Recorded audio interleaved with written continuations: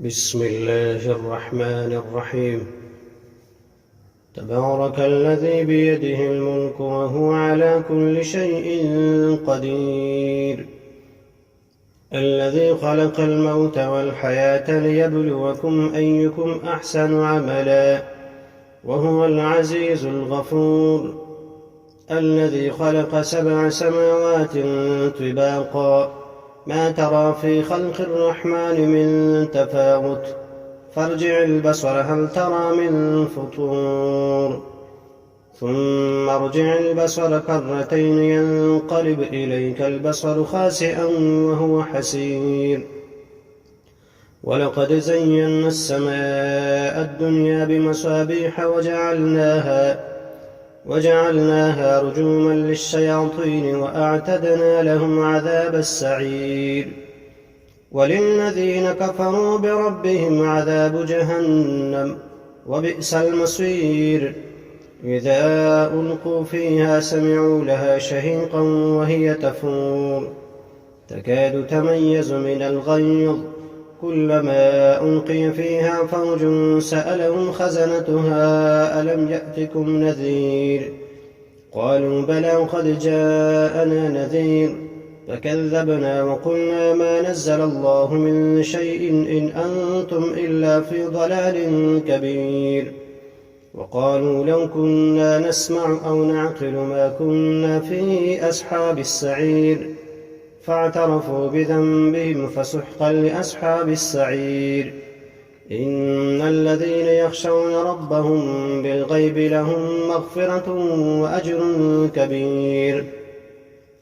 وأسروا قولكم أو اجهروا به إنه عليم بذات الصدور.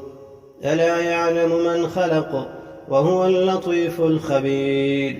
والذي جعل لكم الأرض ذلولا فامشوا في مناكبها وكلوا من رزقه وإليه النشور.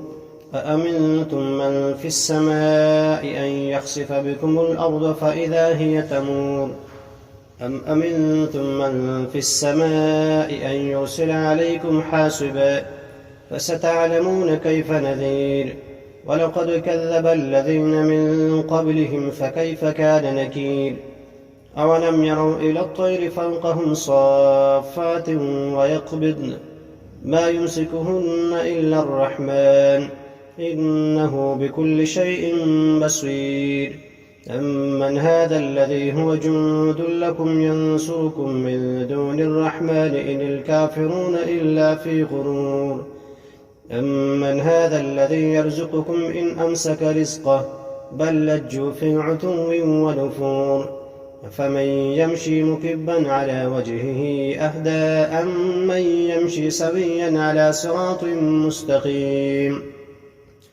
قل هو الذي أنشأكم وجعل لكم السمع والأبصار والأفئدة قليلا ما تشكرون. قل هو الذي ذرأكم في الأرض وإليه تحشرون. ويقولون متى هذا الوعد إن كنتم صادقين. قل إنما العلم عند الله وإنما أنا نذير مبين. فلما رأوه زلفة سيئت وجوه الذين كفروا وقيل هذا الذي كنتم به تدعون.